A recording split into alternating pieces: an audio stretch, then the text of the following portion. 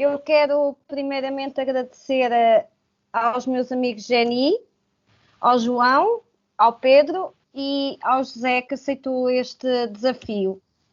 Que além de uma pessoa que eu admiro muito, desde os tempos de faculdade em Coimbra, que já ele andava nessas viagens, hoje temos-lo aqui no À Conversa. O José Luís Santos é natural da Lausanne, nasceu em 1980, é licenciado em História pela Universidade de Coimbra, é professor de História, fotógrafo, jornalista e viajante, como ele próprio se escreve. Também já fez parceria com o jornal Trevin, venceu vários prémios de fotografia e recentemente venceu um prémio internacional sobre a Rota da Seda e titulado As Cores da Rota da Seda, que vamos hoje falar. A Rota da Seda é um projeto de fotografia feito pelo José durante por volta de 13 anos, que ele fez várias viagens, partindo com Marco Polo de Veneza, passando por vários locais como Líbano, Israel, Palestina. O José não vai à procura de seda, nem de lucros, vai à procura de uma nova vida, conhecer novos costumes e trazer-nos a nós as suas histórias. Olá, boa noite, José. Boa noite, Sandra. Boa noite. Boa noite. Prazer ver-te novamente, a ti e também à Geni, ao João e ao Pedro. Portanto, boa noite a todos e todos aqueles que neste momento nos estão aqui a seguir. É uma grande satisfação estar aqui convosco, à conversa e partilhar um pouco daquilo que é não só o meu trabalho fotográfico no que diz respeito à Rota da Seda, como também falar um pouco sobre o modo como eu vi todos esses países, todos esses povos, perceber qual é que é o património histórico que eles de alguma forma vão tendo, como é que eles vivem também de acordo com isso e, portanto, acho que isso aí seguramente que dará pano para mangas para uma conversa que será seguramente interessante, nós é que vamos ter nestas próximas horas. Portanto, acho que será um bom momento, todos nós iremos aqui assim viver. Podes-nos falar deste projeto, o que é que viste? Ok. Então isto é assim, se eu começasse a tentar explicar o que era o ano zero deste projeto fotográfico, teria que recuar até 2003, a altura em que estive a fazer Erasmus em Itália, e, portanto, eu como estudante de História estive a fazer Erasmus na Università degli Studi di Siena, portanto, na Toscânia, norte de Itália, e quando acabou o ano letivo eu optei por ir ver por mim próprio o que era o Médio Oriente. Então, de comboio, sozinho, na companhia de duas câmaras fotográficas, uma com rola cores, outra com rola preto e branco, nos tempos em que ainda não havia propriamente câmaras digitais, fui então ver por mim próprio e ter uma ideia pessoal sobre aquilo que era o Médio Oriente. Então fiz uma viagem desde Itália até à Turquia, chegando até à fronteira com a Síria, aquilo que para mim na altura era quase o fim do mundo, porque era algo já muito estranho para mim e notava-se perfeitamente nas pessoas, na religião, na arquitetura, na comida, na língua também, e isso ao mesmo tempo deliciava-me, porque era algo que no fundo eu procurava, era como se fosse uma resposta a um desejo de evasão para um mundo diferente. E então, aos poucos fui construindo esta curiosidade que tinha sobre o Médio Oriente. Portanto, primeiro andei pelo Médio Oriente, no que respeito aos anos 2004, em que comprei um bilhete só de ida para a Jordânia e então fui para lá e daí vim até Portugal, portanto fazendo a Jordânia, a Síria, novamente a Turquia e depois passando pelos Balcãs também e tal, e até chegar a Portugal. E depois em 2005 andei pelo Egito, 2006 fiz uma pequena pausa porque andei mais pela Europa Central, 2007 voltei à Turquia um mês, 2008 já andei, para onde é que eu andei? Andei mais pela Europa, 2009 não andei também por aqui porque estive nos Estados Unidos e em Cuba, mas depois em 2010 fiz questão de conhecer um pouco mais do mundo eslavo, mergulhando um pouco naquilo que hoje é a Rússia e daí achei que estava já em boa altura para tentar perceber como é que é estar do outro lado do mundo, e então fui mesmo goloso e fui até à China e passei um ano na China em 2011. Foi um país que na altura me tocou imenso por várias razões, já irei falar disso mais tarde. Portanto, gostei muito dessa experiência em 2011 e, como tal, em 2012 optei por ir até ao Irão, conhecer não só o Irão, como também os Emirados Árabes Unidos, Oman, e depois voltei até Istambul antes de voltar para casa. Em 2013 andei pelo Cáucaso, Geórgia, Arménia, Azerbaijão e duas repúblicas independentes só para alguns, como é o caso da Abcásia, ou, por outro lado, também Nagorno-Karabakh. Em 2014 voltei ao Médio Oriente, uma vez mais, mas agora para o Líbano, Israel e Palestina. Portanto, foi um território que muito me interessou e que também vou falar daqui a bocado. E em 2015 é o marco de uma outra fase da minha entrega àquilo que é a Rota da Seda, quando comecei a ir para a Ásia Central, nomeadamente para o Quirguistão e para o Uzbequistão. Portanto, em 2016 voltei novamente ao Quirguistão, agora em trabalho, como líder de viagem do Fotoadrenalina, portanto, para onde eu trabalho, e em 2017 acabei por andar mais pela Índia, portanto, não andei tanto por aí. Mas em 2018 já foi uma coisa muito mais séria, porque andei desde Pequim até ao Quirguistão, portanto, ainda fiz cerca de 12 mil quilómetros, fazendo a China de um lado ao outro, passando pelo Cazaquistão também e depois pelo Quirguistão. E em 2019 fui para Teherão, capital do Irão, e daí então fui pelo Turcomenistão, que é o país mais fechado do mundo, que também tenciono de falar daqui a bocado, que é muito interessante falar desse país. Passando depois pelo Uzbequistão, Tajiquistão, Quirguistão, até entrar na China, fazendo a China novamente de um lado ao outro, agora também na qualidade de líder de viagem do Fotoadrenalina. Portanto, esta é uma pequena súmula das viagens que eu fiz por todo este território, que é um território que acho muito interessante por aquilo que está implícito. Portanto, a Rota da Seda. Porquê a Rota da Seda? Ora, porque a Rota da Seda, para alguém que é um apaixonado de história como eu e que procura, acima de tudo, fazer pontes no mundo atual, que mais procura fronteiras entre civilizações diferentes, entre religiões diferentes, entre etnias diferentes, o que nós precisamos mais é de desfazer alguns preconceitos, é de conhecer melhor o outro também, compreender, respeitar, e em prol desta visão mais multicultural, mais interreligiosa também, acho que é uma mais-valia para todos nós abordar estas temáticas e estarmos também assim mais predispostos a perceber um pouco o que é que está fora da nossa zona de conforto, que é a Europa Ocidental. Portanto, este é o meu leitmotiv para querer partilhar esta experiência fotográfica, mas também pessoal, com aquelas pessoas que têm gosto em querer perceber um pouco mais sobre aquilo que foi a Rota da Seda e o que é que há hoje em dia no lugar daquilo que foi a grande autoestrada entre o mundo ocidental e o Oriente, que durou mais de 1500 anos. Portanto, é um pouco, estas são as linhas mestras daquilo que pretendo aqui partilhar convosco, e para com todos aqueles também que nos estiverem aqui a ouvir. Tenho todo o gosto nisso. Podemos falar que as tuas viagens não passam somente pelos locais mais acolhedores, mas sim como é que eu ia dizer, pelos lugares inóspitos, pela pobreza, e tu tentas passar isso através da tua câmara fotográfica? Olha, isto é assim. Primeiro temos que perceber o que é o conceito de pobreza. Porque há pobreza material, e há imensos países onde eu presenciei isso, mas por outro lado também podemos falar de pobreza de espírito. Eu posso dar um exemplo. Quando visitei o Irão, em 2012, foi nos anos complicados em que estava o Sr. Ahmadinejad no poder, portanto foi um período de grande tensão com o próprio mundo ocidental, em que o Irão já estava a sofrer novas sanções económicas por parte, nomeadamente, dos Estados Unidos, e não era propriamente fácil de viver ali.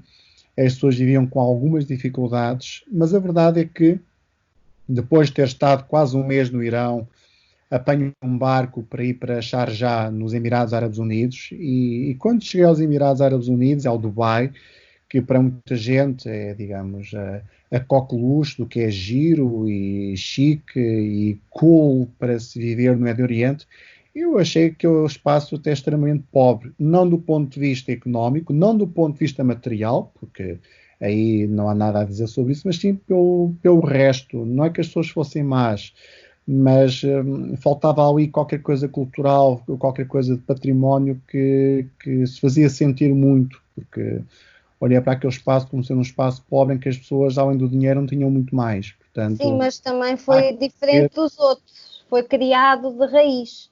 Não existia foi outro mais. criado há cerca de 40, 50 anos, portanto, não muito mais do que isso, mas também me lembro de eles me dizerem que aquilo que era mais antigo, eles também não tinham propriamente grande gosto em mostrar, porque isso lhes fazia recordar os tempos em que eram pobres. Portanto, também há aqui uma espécie de novo riquismo que eles não fazem questão de esconder, não é? Mas pronto.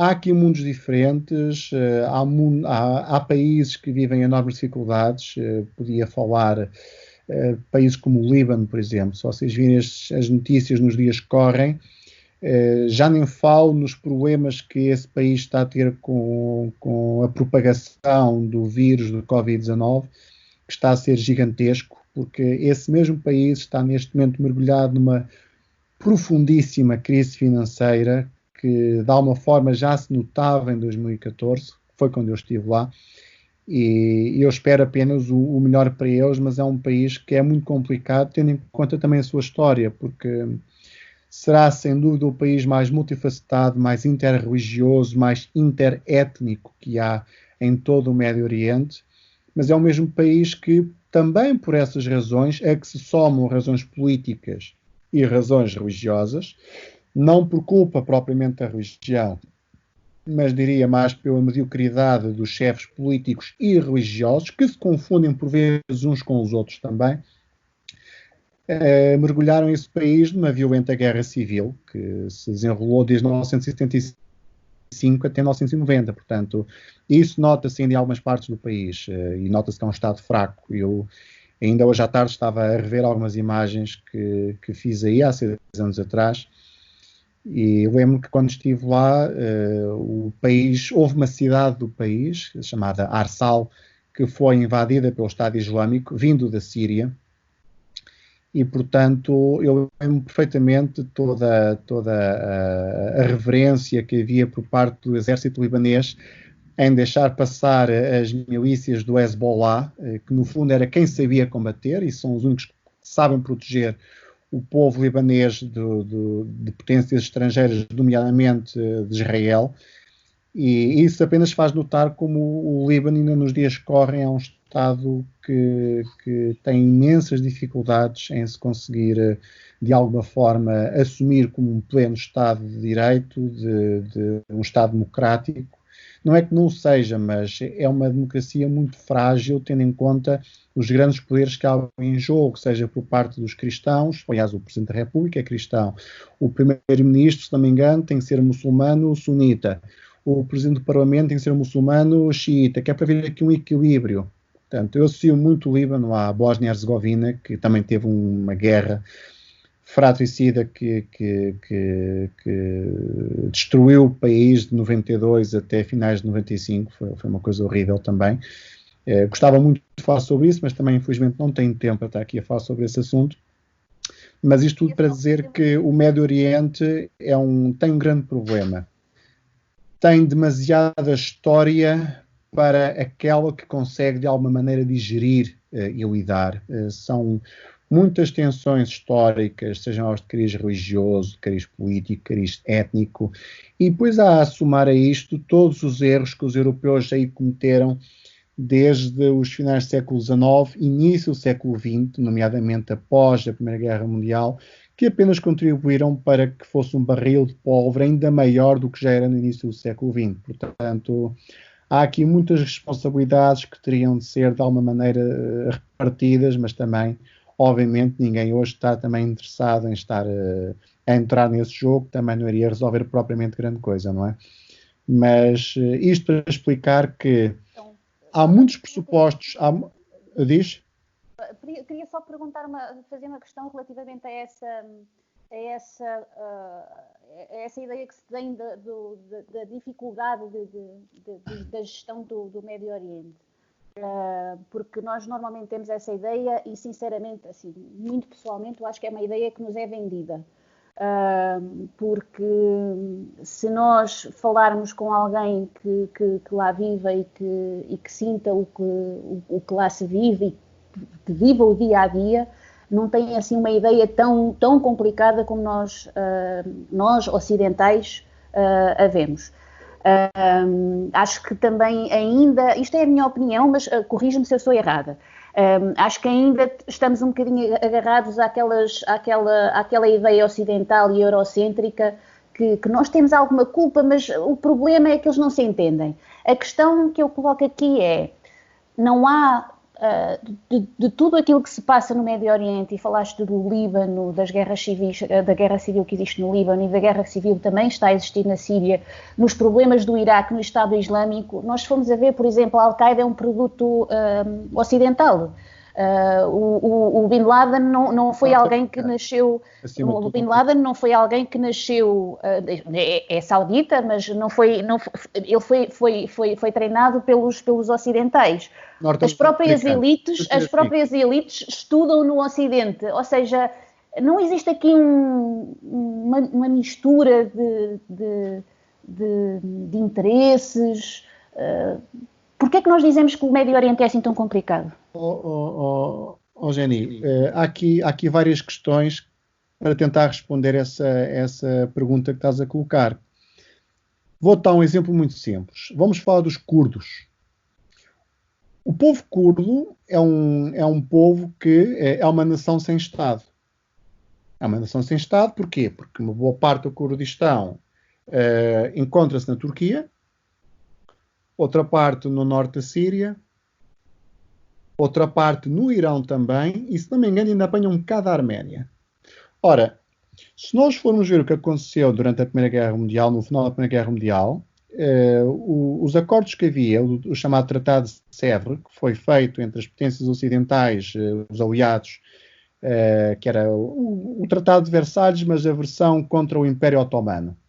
Esse tratado já incluía a criação de um Estado curdo. O que é que acontece? Em 1922 já vai ali haver um volte-face. Mustafa Kemal Atatürk vai tornar-se então o pai da Turquia, vai fundar um novo Estado, e a verdade é que depois no Tratado de Lausanne tudo vai ser ratificado e vai deixar de existir novamente um Estado curdo. Tu olhas para o mapa da Síria, ou então olhas para o mapa, por exemplo, do Líbano ou do Iraque, nomeadamente vou centrar na Síria e no Iraque, e uma pessoa percebe perfeitamente que aqueles dois países, que literalmente há partes que são feitas a régua e esquadro, na boa velha tradição de como foi feito a Conferência de Berlim nos finais do século XIX, em 1884 e 85, ninguém teve em conta, ninguém teve em atenção as pessoas que lá viviam, muito menos as suas tendências religiosas ou étnicas. Ninguém quer saber. Os franceses não querem saber isso para nada. Os ingleses também não quiseram saber isso para nada. Em 1916, quando é feito aquele acordo secreto, que é o acordo de Sykes-Picot, que vai depois definir e vai redefinir, aliás, o mapa político do Médio Oriente após a Primeira Guerra Mundial, com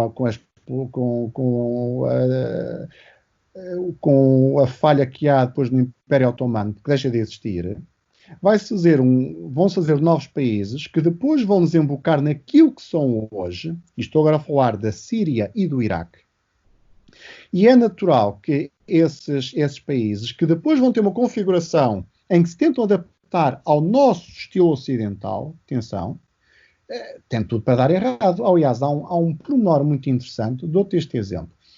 Quando houve o Estado Islâmico, em 2014, o Estado Islâmico, então, parte do Iraque, vai conquistar aquele território todo, entra pela Síria, e há um momento que eu achei muito interessante, que há vídeos sobre isso, e eu falo sobre isso em algumas aulas que dou na Faculdade de Letras em Coimbra, em que há um vídeo dos militantes do Estado Islâmico, aqueles barbudos, gente horrível, que são, evidentemente, mas houve ali uma coisa que eu achei fantástica que eles fizeram.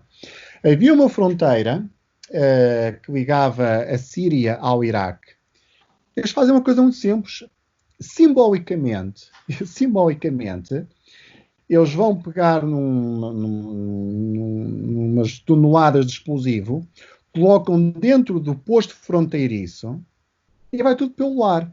Como quem diz, esta fronteira artificial que aqui foi colocada pelos infiéis europeus, efetivamente não tem razão de existir. Eu compreendo o facto de eles terem feito isso. Eu compreendo isso. Fiquem em desacordo em todo o resto, por razões óbvias. Mas eu percebo o porquê de eles terem feito isso. Porque entre o Iraque e a Síria, apesar das diferenças que eles têm, há muitas outras coisas que não são propriamente assim. Porquê? Porque são Estados fabricados pelos europeus. Mas esse tratado da SIC-Picot, esse tratado secretamente feito, vai contra aquilo que estava a ser, o que estava a ser combinado, claro, entre os árabes. Arábia, exatamente. Ou seja, neste caso foram os europeus que traíram o acordo que tinham, porque nós tínhamos que deitar o Estado otomano abaixo. Ou seja, os problemas no Médio Oriente partem muito pelos interesses europeus ocidentais que nós causamos. Então, mas os interesses europeus, ou ocidentais, como quiserem dizer, têm as suas repercussões, tanto no final da Primeira Guerra Mundial, como tiveram na década de 60, ou porque é que houve guerra no Egito, porque é que houve aqueles problemas com a nacionalização no Canal de Suez. É óbvio que são estados que vivem livres dentro de uma gaiola, porque se saem fora daquilo que é suposto, obviamente que toda a força ocidental se vai bater contra eles. Por isso é só por isto. Por isso é que eu pergunto. Portanto, é legítimo dizer que o Médio Oriente é um país, é uma zona complicada e é legítimo afirmar isso sabendo da história e sabendo do que se passou? É legítimo nós afirmarmos isso? É sempre complicado por várias razões. Por outro lado, também é uma zona, quase uma zona tampão. Falando da Turquia, por exemplo. É uma zona tampão entre não 2, mas 3 mundos diferentes. Temos de ter cuidado com isso. Porque a Turquia, nomeadamente o Cáucaso, vamos falar do Cáucaso, é mesmo ao lado, é o que acaba o mundo eslavo, ortodoxo. Turquia é essa que... Bom, e já nem quero falar de Constantinopla e de Santa Sofia, que agora voltou a ser uma mesquita. Mas era o coração, não se esqueçam que isso era o coração da cristandade ortodoxa. Era ali que estava a Roma dos ortodoxos. Era precisamente ali. Então temos aqui assim um mundo tripartido, em que vocês de um lado têm o mundo ortodoxo, a norte, tem a sul, depois o mundo propriamente... aliás, a este, o mundo muçulmano, e temos ao oeste ali uns pequenos laivos do mundo latino também. Nem que fosse pela influência que Veneza e Génova ou Pisa tinham em toda aquela zona, nomeadamente perto de Istambul e algumas ilhas que havia ali naquele mar. Portanto, há aqui 3 mundos que chocam, há aqui muitos interesses pelo meio, e é natural que cada um puxa a sua parte e depois segue-se aquela velha máxima de dividir para reinar. Portanto, enquanto que não há um poder forte de um lado, é óbvio que é muito mais fácil para quem está do outro tentar controlar aquilo. A razão pela qual as várias tentativas que houve da filosofia política do panarabismo acabaram por não darem nada. Acabaram por não dar. Porquê? Porque foram sempre minadas. Vocês olham para... Dou-vos um exemplo muito básico. A Líbia. Gaddafi era um tipo bestial até ao momento em que deixou de dar jeito aos franceses. Convém dizer que ele ajudou em boa parte a financiar a própria campanha eleitoral do Sr. Sarkozy, e quando deixa de ser útil passa de bestial a besta, e pouco tempo depois há uma guerra civil que ali surge, sabe só porquê? Vê-se os americanos a bombardear aquilo tudo, os franceses também, os italianos também, e agora, pronto, é a festa da democracia, como vocês sabem, um país em guerra civil que está há imenso tempo assim. Porquê? Porque, de alguma forma, e arrepio-me de dizer isto, mas de alguma forma há países que são muito complicados, e tenho que pôr o politicamente correto um bocado de parte, há países que são muito complicados de serem geridos de uma forma democrática, burguesa e idêntica à que nós temos no mundo ocidental. A Líbia é um caso desses, o Iraque é um caso desses. A Síria é um caso desses também. Quando as pessoas me falam da guerra da Síria, não quero entrar muito por aí, mas a própria Síria também, com todos os problemas que tem, porque não deixa de ser uma ditadura, como é óbvio, ninguém está a dizer o contrário, mas a verdade é que dentro das ditaduras também há vários graus de ditaduras, e aquela ditadura, para todos os efeitos, não deixava de ser uma ditadura laica. E só pelo facto de ser uma ditadura laica, dentro da escala abaixo de 0, que já por si é mau, se calhar há algumas ditaduras que estão no grau menos 5 e outras no grau menos 10. Nenhuma delas é desejável. Agora, eu olho para algumas das pessoas que lá estão, como alguns grupos ligados à Al-Qaeda, como o Hayat Tahrir al-Sham, que foi mudando de nome várias vezes para não parecer mal. É gente que quer fundar um Estado teocrático à semelhança de outros, como é o caso da Arábia Saudita, que em muitos financiou, tal como foi o caso do Qatar ou da própria Turquia. Mas aí está. Continuamos com influências estrangeiras dentro do país. O problema é esse. Se nós voltássemos para trás e olhássemos para o nosso 25 de Abril e se viessem para cá os ingleses e os franceses, de repente, com as interesses deles... isso, Jenny. A CIA esteve cá, o KGB esteve cá, toda a gente fez a sua parte. Eu acho que... isto é a minha opinião. Eu acho que nós... ser ingênuos, percebes? Não. Eu acho que o problema passa sempre por... e isso viu-se no Iraque, por exemplo, quando os Estados Unidos foram para lá para impor uma democracia. Agora está melhor agora, não é, Jenny? Não está. Mas a questão é, nunca foi o Iraque sozinho a decidir. Foram todos os interesses. O problema é esse, é que naqueles países todos... E isso está mal, porque nós não podemos deixar que venha alguém agora, por exemplo, com esta questão da Europa. Vão ser os holandeses que vão dizer como é que nós devemos governar o nosso dinheiro? Claro, Jenny, mas há uma grande diferença para um historiador entre aquilo que deveria ser e aquilo que efetivamente é, aquilo que de facto acontece. E o que de facto acontece, e o que aconteceu, o que acontece e que provavelmente acontecerá a curto e médio prazo, é esta realidade e é isso que eu tenho de trabalhar. É óbvio que eu ia dizer, eu queria um mundo sem guerra. Claro, ninguém vai dizer o contrário, mas efetivamente não é assim. Sim. E o trabalho de um historiador é perceber porque é que não é assim, sem estar a emitir um juízo de valor. Porque é que há uma guerra na Síria? Porque é que houve uma guerra no Iraque? Porque é que os Estados Unidos invadiram o Afeganistão? Isto é pertinente e é interessante de estudar.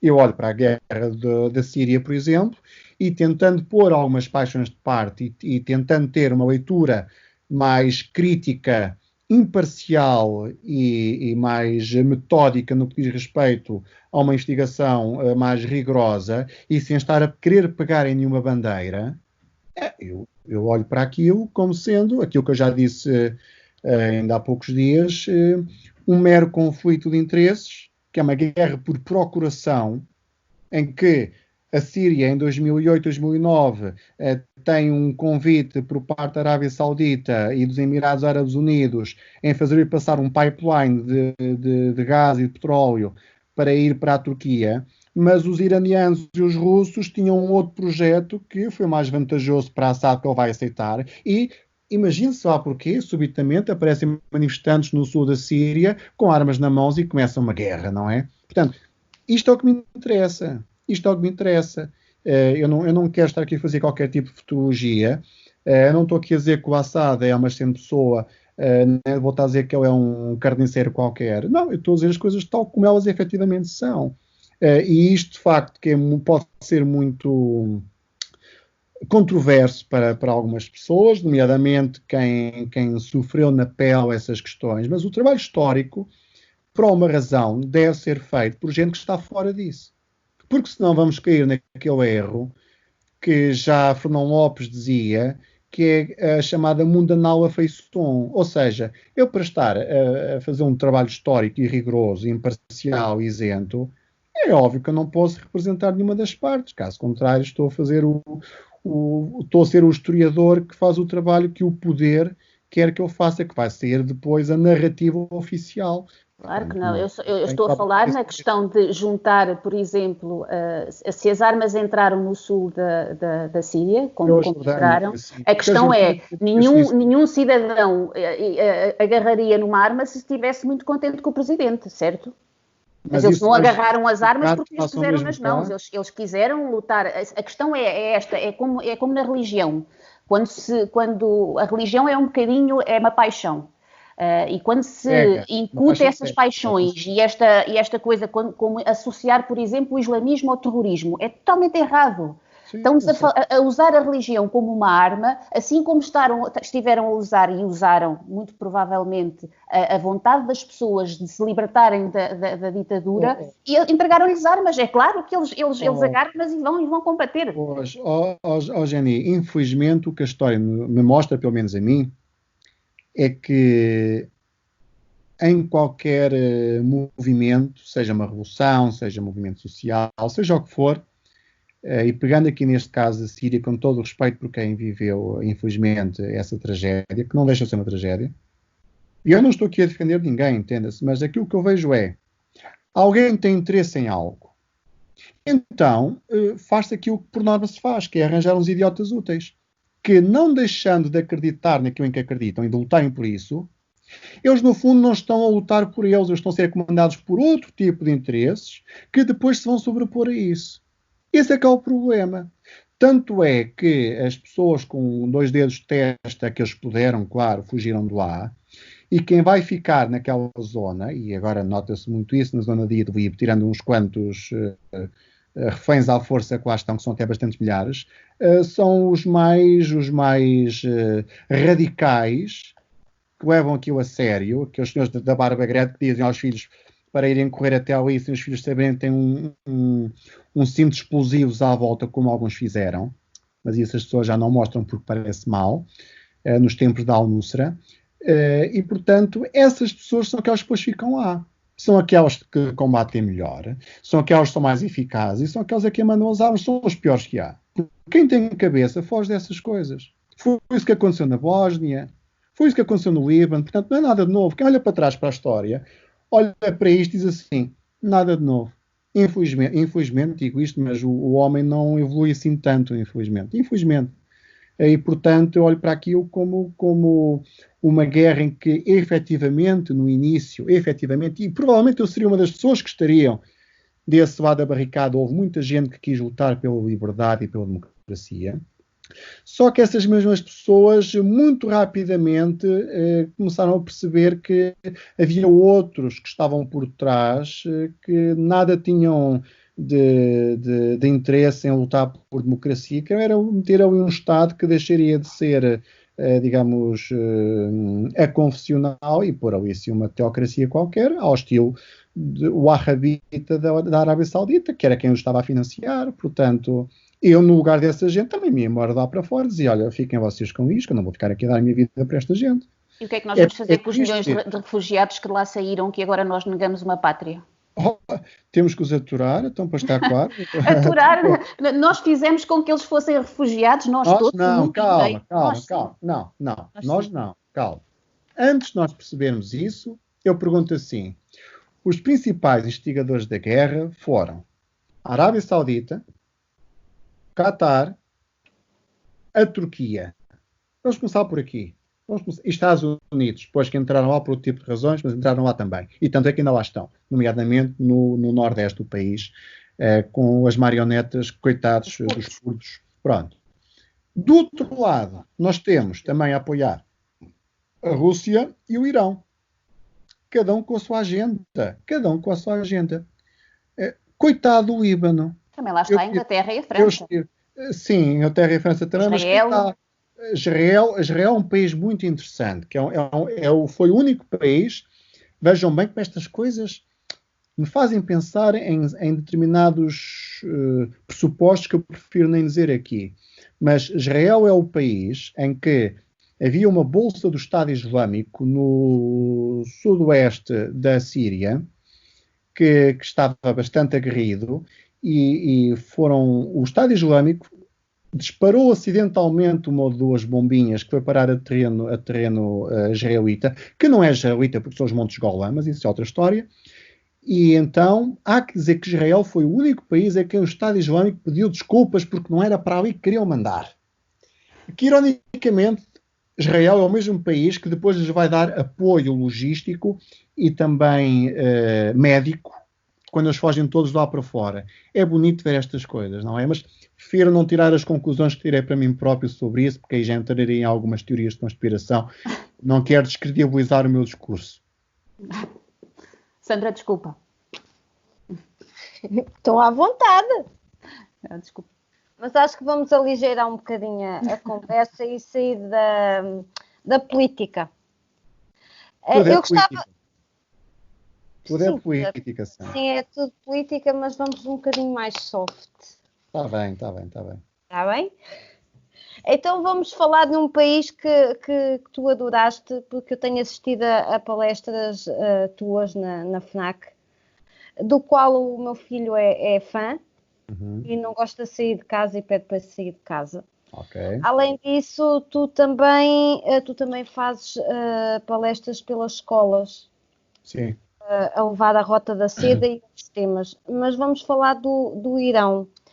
Porque eu fiquei admirada e até as pessoas que estavam lá na plateia a assistirem ficaram admiradas porque tu disseste que era o sítio mais acolhedor que tiveste na altura. E eu gostava que nos explicasses porquê. Porque nós temos outra ideia do Irão. Olha, Sandra, eu peço imensa desculpa, mas vou-te explicar isto com base naquilo que são os factos, que é tudo uma questão de política. E vou tentar explicar porquê. Então, olha, para qualquer país há dois tipos de países, aqueles que dão jeito e aqueles que não dão jeito. O resto é paisagem. O Irão, na década de 50, se não me engano, de 52, nos tempos da Pérsia, é o nome mais interessante até, Pérsia. Houve um senhor que se candidatou à presidência, vamos dizer assim, que se chamava Mossadegh. E esse senhor, no seu programa político, lembrou-se de ali colocar uma coisa que foi um sacrilégio para países como Inglaterra, França, Estados Unidos, que era, vejam bem, nacionalizar os campos de petróleo. Onde é que já se viu alguém de um país achar que os bens do país eram para as pessoas do próprio país? Uma pouca vergonha. Então, esse senhor, por acaso, até foi eleito. Muito bem, os meus parabéns. Mas não me perguntem porquê. Jenny, isto é muito interessante. No espaço de alguns meses, não me perguntem porquê, surgem manifestações populares de pessoas a exigir que aquele senhor fosse demitido, algumas delas armadas até. Até não é que o homem é demitido e acaba muito mal, prefiro nem falar sobre isso. Então o senhor Mossadegh, como não interessava, tipo assim, este é tipo um casting, este não nos serve. Então se este não nos serve, há que pôr de parte, eu vou dizer que arranjar outro palhaço qualquer, outra marioneta que esteja de acordo com aquilo que nos interessa. Então, vai surgir aqui uma nova figura, que é o senhor Reza Pahlavi, portanto, o chamado o Shah da Pérsia. Então, esse senhor vai reinar a Pérsia. Até aí, tudo bem. O homem faz algumas reformas para tentar pôr o país mais ocidental. Foi a altura que muitas senhoras até começavam a usar saia, até um bocado curta, há que dizer, sem o véu, evidentemente, algo que eu defendo nos dias que correm também no Irão, como é óbvio. Mas o senhor foi um ditador perverso também ao mesmo tempo, perseguiu imensas pessoas, portanto, reuniu ali todo um conjunto de anticorpos que fez com que em 1979 houvesse um senhor sinistro, há que dizer, bastante sinistro, chamado Khomeini, que estava na altura radicado em Paris, que faz com que haja uma revolução. Que revolução? Uma revolução islâmica no Irão. Então, esse senhor vem então do estrangeiro, a terra em Teherão, foi a apoteose para receber o novo e aguardado chefe de Estado. Há uma frase até muito interessante que esse senhor diz, Khomeini, quando chega, em que há um repórter que lhe pergunta como é que se sente depois de tantos anos fora do seu país e agora está cá, vai governar, o que é que tem a dizer sobre isto, como é que você se sente? E o senhor responde, não sinto nada. Foi muito interessante. Então o que é que vai acontecer? Esse senhor vai transformar o país, deixa de ser uma ditadura laica, para ser uma outra ditadura, só que uma ditadura islâmica. Toda a oposição que o apoiou para subir ao poder, porque havia aqui vários opositores, desde comunistas, socialistas, democratas, pessoas que defendiam o direito das mulheres. Aliás, posso sugerir aqui um livro de Shirin Ebadi, que ela foi Prémio Nobel da Literatura, que foi uma destas pessoas, esteve à frente disso e que depois foi relegada para um segundo plano e passou momentos muito complicados, ainda nos dias que correm. Ela luta pelos direitos humanos, nomeadamente das mulheres neste país. Então, o que é que vai acontecer? Em 1979, o problema não é de Khomeini ser uma besta sanguinária e assumir o poder. O problema não está aí. O problema está, sim, no facto de ele ter nacionalizado os campos de petróleo e ter impedido que os ocidentais continuassem a usufruir dos campos de petróleo. Isso é que é o problema. Como dizia um professor meu há uns anos atrás, o problema não era de Hitler ser nazi, o problema era de Hitler ser alemão, que é um bocado a mesma coisa, que é, ele tem poder, ele tem recursos que interessam a nós e não nos dá esses recursos. Então há aqui que fazer alguma coisa, não é? Então, a partir dessa altura, começa aqui uma campanha, em boa parte justificada, entenda-se, uma campanha de diabolização por parte dos média ocidentais, que estão sempre apoiados no poder político ocidental, que iniciam então esta campanha de diabolização contra o governo iraniano, e tinham boas razões para isso, há que dizer. Não é o primeiro caso que em 1980 vai eclodir a guerra com o Iraque.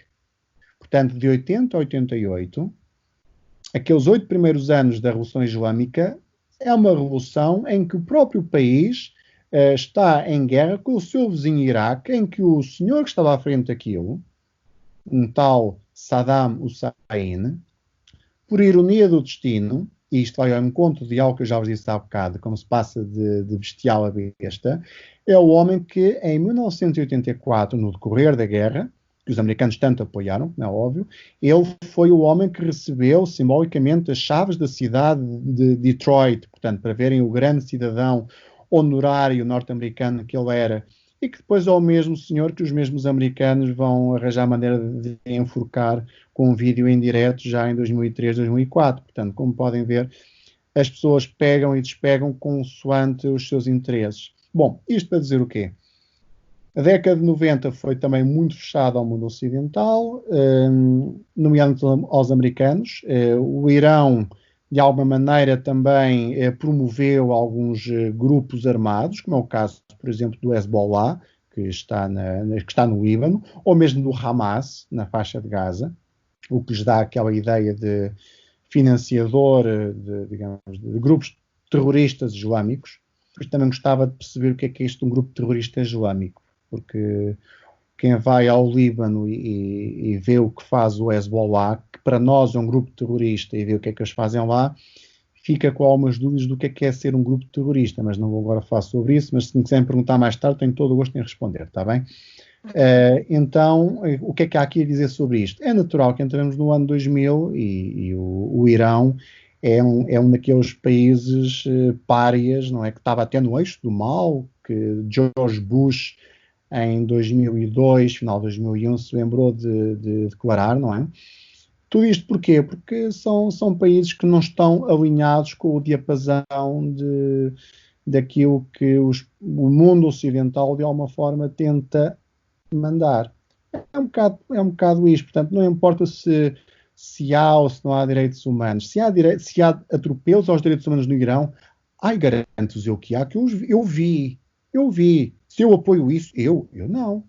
Mas ao mesmo tempo eu pergunto-vos assim, meus senhores, e a Arábia Saudita? A Arábia Saudita é aquele país de tiques medievais que ainda há poucos anos atrás o novo chefe de poder, que é um homem que tenta ser cool e ocidental, que é o MBS, que é o Mohammed bin Salman, que agora, reparem bem, até já faz o Rally Paris-Dakar na Arábia Saudita e o Grande Prémio, tudo para quê? Para dar uma ideia moderna, não é? Tão cool que aquilo é, mas no fundo é tudo fachado, é só dinheiro. E esse país é muitíssimo pior que o Irão. Esse país é o país de onde 8 dos 11 terroristas, os principais, do 11 de setembro, de onde eles vieram. Alguém viu a Arábia Saudita ser penalizada por causa disso? Não, porquê? Porque eles compram milhões e milhões, não, milhares de milhões, foram 100 mil milhões de material militar que compraram os Estados Unidos há 2 anos atrás. Depois vendem, compram como? Com petróleo e com dólar também. Portanto, reparem bem que é muito complicado falar do mundo hoje em dia, porque há sempre esta dualidade de 2 pesos e 2 medidas. Portanto, eu para chamar criminoso a um, tenho que chamar ao outro, só que o outro não posso chamar porque esse dá no jeito. Portanto, o Irão é um país que, posso-vos garantir, tem de longe as melhores pessoas que eu já conheci até hoje. As pessoas mais hospitaleiras, que mais me ajudaram, as mais honestas, as pessoas que eu conheço que têm algum tipo de, como é que eu ia dizer, de uma forma simpática, algum drama existencial de descrença no próprio ser humano, eu recomendo uma viagem ao Irão a essas pessoas, para perceber que há boa gente. No entanto, quando eu vou para o Irão, em 2012, a minha primeira vez, a primeira reação que as pessoas têm é: o quê? Vais para o Irão? Oh, essa gente vai matar-te. Eles, aqueles terroristas, eles matam-te, pá, que aquilo é gente do pior que há. Reparem bem, esta lavagem cerebral está tão bem feita que quando se fala de um país como o Irão, a primeira coisa que vem à cabeça de alguém é precisamente isto. Porquê é que nós não deixamos os iranianos vir para cá, por exemplo? Porquê é que nós somos tão privilegiados e podemos viajar para esses países e todos esses países são barrados porque têm essa etiqueta de terrorista? Porque a própria União Europeia, naturalmente, que não permite isso, não é? Porque se permitisse isso, acontecia muita coisa. Aliás, eu escrevi um texto, ainda há poucos meses atrás, quando estive no Irão, que eu voltei o ano passado ao Irão. E em conversa com um taxista iraniano, que era também agente turístico, disse uma coisa que me parece muito, muito pertinente, que era: a melhor coisa que o Irão pode fazer, e eu teria todo interesse nisso, a melhor coisa que o Irão pode fazer é precisamente de oferecer gratuitamente um visto turístico a qualquer europeu que queira visitar esse país. Porquê? Eu adoraria. Mas também gostava de ver o contrário, até porque nós já chegámos a falar sobre isso, porque historicamente, por exemplo, países como o Irão não tanto, mas Iraque, a Síria, foram muito do espólio que eles têm está hoje em museus europeus, americanos, sim, e eles não podem ver, eles estão barrados de visitar esse mesmo... Deles, sim. Até os gregos têm esse problema, não é? Porque exatamente, que têm um museu onde lá tem um lugar para colocar as peças que estão noutros países foram roubadas e são devolvidas, exatamente. Sim, e portanto eu recomendo vivamente qualquer pessoa que viajar para o Irão, porque é um bom país, com boa gente, e seria ótimo e estratégico para o Irão que oferecesse, portanto, que abrisse as fronteiras aos europeus que o quisessem visitar, por uma razão muito simples. Quantas mais pessoas virem como de facto ao país, isso de alguma maneira mexe com a opinião pública. Porque até há 1 ou 2 anos atrás, quando aquele senhor do outro lado do Atlântico, chamado Trump, se lembrou de rasgar o acordo nuclear que foi feito, nos anos 2016, 2017, estava a correr bem o turismo com o Irão e as pessoas estavam a viver melhor. E houve muita gente que viajou por lá, que vem para Portugal, e quem diz Portugal diz a Espanha, a França, a Inglaterra, muitos outros países, que trazem uma ideia diferente. E o facto de trazerem uma ideia diferente já dá para desmonopolizar a tal narrativa dominante que me faz tanta confusão e que mete tanto ódio. Como é que tanta ignorância junta acaba por construir uma determinada realidade, uma má percepção, bastante desfocada, que as pessoas acabam por ter deste país. E quem diz este, diz outros, entenda-se. Eu gosto de países como, por exemplo, a Sérvia. Agora não quero falar sobre isso, mas dava muito que falar também. A Sérvia não é um monstro como as pessoas julgam, quando se fala da Bósnia-Herzegovina, ainda há poucos dias atrás, 11 de julho, quase que me obrigam a mim como europeu a bater com a mão no peito porque nós permitimos que houvesse um massacre em Srebrenica porque somos uns maus, somos uns falhaços. Epá, poupem-me, por favor, que aquilo foi um acordo que houve entre sérvios e muçulmanos e que deu jeito aos americanos. E ninguém fala do que é que os muçulmanos que lá estavam, não a população, que são... Reparem bem nisto. A população são sempre os pobres, coitados. São sempre esses que sofrem. Porque quem está numa guerra que é propagandeada segue sempre a mesma lógica, que é quanto pior, melhor. Quantos mais mortos houver, melhor. E isto é uma pena, mas efetivamente é assim. Isso também aconteceu na Síria, isso aconteceu na Líbia, isso aconteceu na Bósnia, isso acontece em todo lado quando interessa ao lado supostamente ofendido mostrar a sua desgraça e aquilo que são os seus mártires. Quantas vezes nós não vimos na Síria, atenção, isto não invalida que não houvesse outro tipo de ataques, ok? Mas quantas vezes nós não vimos às vezes o último hospital que está a ser bombardeado pelas tropas sírias ou pela aviação russa, ai que maus que eles são, e vamos a perceber que junto a esse hospital estavam peças de artilharia dos rebeldes, e os outros, para destruir essas peças de artilharia, destruíam também o hospital, eles aproveitavam aí para mostrar, olha o que os outros fizeram, porque a guerra é sempre isto, meus senhores, a guerra é propaganda, e como dizia um senhor, na guerra a verdade é a primeira vítima, infelizmente, e quem paga sempre a fatura, que é uma fatura elevadíssima, é sempre a população, os civis indefesos, e para esses eu manifesto a minha maior solidariedade. E onde é que é o papel das Nações Unidas no meio disto tudo, quando se reúnem lá todos e deixam que uma China e uma Rússia que prestem apoio humanitário a um país como a Síria, que está no que está como está? Qual é o papel da União Europeia? Mas são as mesmas Nações Unidas que permitem que os turcos também lá estejam e a Arábia Mas a questão é exatamente essa, é mesmo as Nações Unidas que não permitem que os refugiados que tentam sobreviver, que chamam de terroristas aos refugiados, que é outra daquelas coisas que eu não consigo entender, e que lhes nega asilo num dos nossos países, que lhes nega apoio no próprio país deles. Isto não é paradoxo? Mas repara bem, Jenny, infelizmente, se fôssemos falar da questão dos refugiados, tínhamos primeiro que perceber uma coisa muito importante, que é a União Europeia tem uma tremenda hipocrisia porque acha que quem deve resolver o problema são os países que os apanham, nomeadamente dois, a Grécia e a Itália.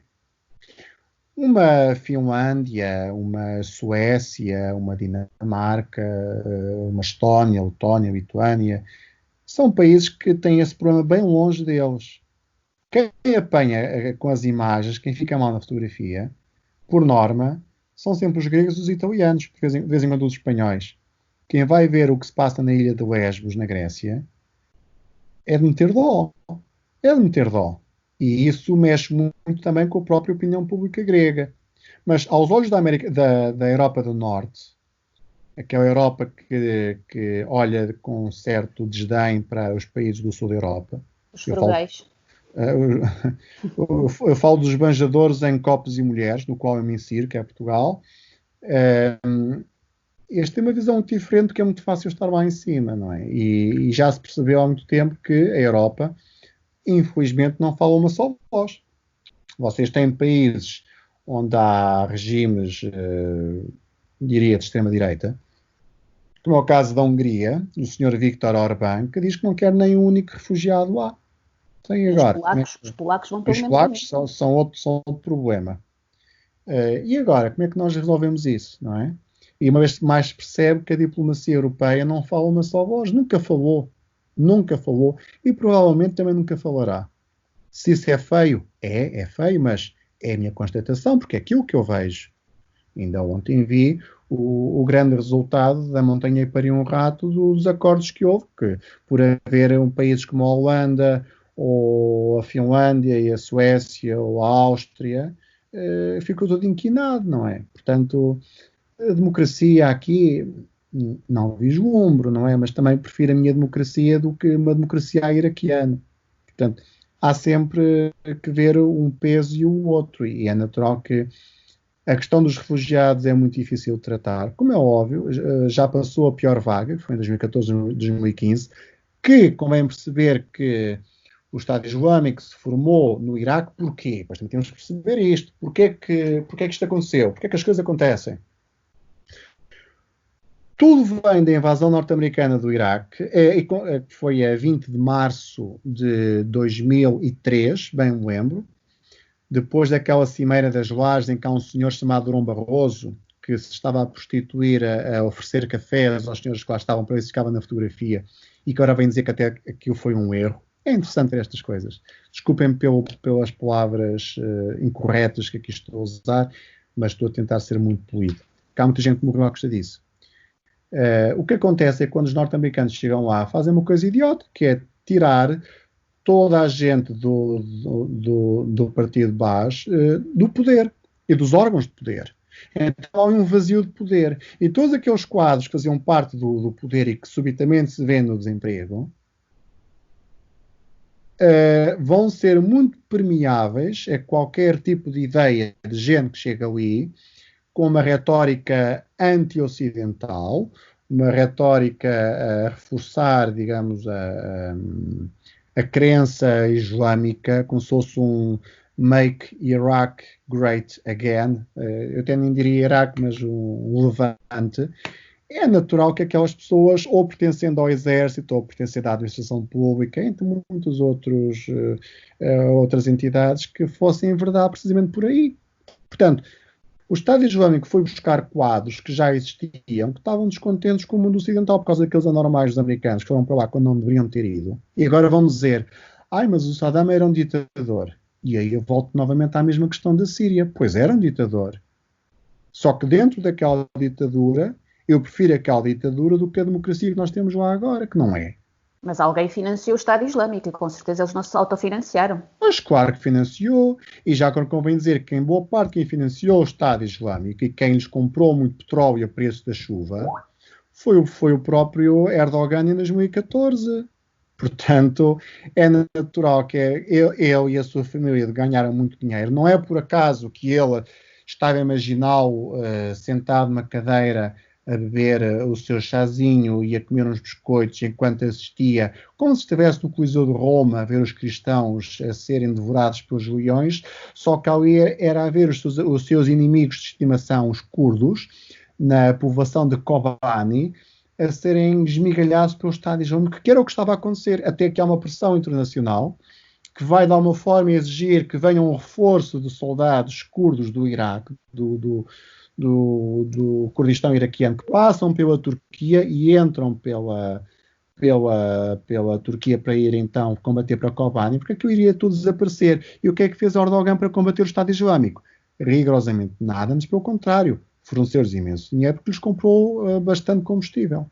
Entre outras coisas, prefiro nem aqui falar, porque também os próprios americanos têm aqui algumas responsabilidades nisso e também os israelitas. José, temos uma questão no nosso grupo. Ótimo. Duas ou três, força. João, queres ser tu a perguntar? Sim. Não é bem uma questão, é mais um comentário na realidade. O Nelson Santiago, que é um espectador assíduo, ele diz que a ONU tem 5 países com direito de veto. Isso, juntamente com o direito nuclear, demonstra que o mundo, a independência, é reconhecida por esse direito de veto e pelo poder nuclear. Os outros têm de comer e calar. É verdade, sim. Mas atenção, é verdade, é infeliz, é muito triste, mas ao mesmo tempo, permitem que vos diga que ainda bem que o direito de veto teve os Estados Unidos, Inglaterra, França, Alemanha, se não me engano, Rússia. Ou então este da Alemanha é a China. É mais ou menos isto. Ainda bem que é assim. Ainda bem que há 2 polos e não apenas um. Porque senão, com a balança desequilibrada, acontece aquilo que aconteceu com a invasão norte-americana do Iraque em 2003. Em que 2003 não é como nos dias de hoje. E ainda bem que a China, eu até me arrepio de dizer isto, mas ainda bem que a China e a Rússia têm um assento também. Porque se não fosse assim, então vivíamos num mundo ainda mais unilateral do que eu já fui na década de 90 e na primeira década do século XXI. Agora, a realpolitik, que é aquilo que interessa, e infelizmente é como é, o mundo é como é.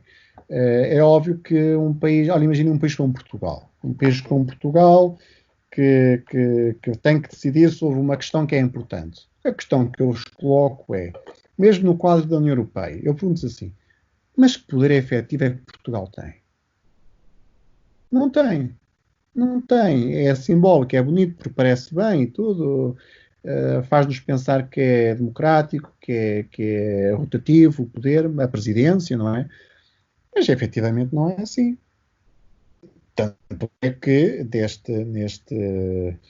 nestas conversações que houve nestes últimos dias, se percebeu perfeitamente que o mundo, nomeadamente a União Europeia, neste caso a União Europeia, anda ali à volta de 2, 3 países, 4, e o resto apenas fica a ver, a aplaudir ou a assobiar quando os mais fortes assobiam também, porque Portugal, infelizmente, não tem autonomia, digamos, diplomática para dizer aquilo que bem lhe apetece.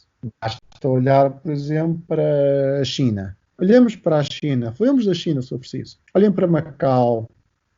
Macau, neste momento, é mais papista que o Papa no que diz respeito a uma política totalitarista do Estado chinês. Hong Kong, nós vimos o que é que aconteceu, as pessoas resistiram.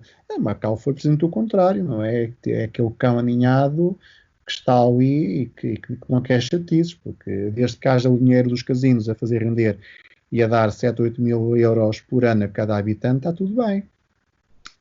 Mas a verdade é que Portugal, num quadro internacional, com nada pode fazer.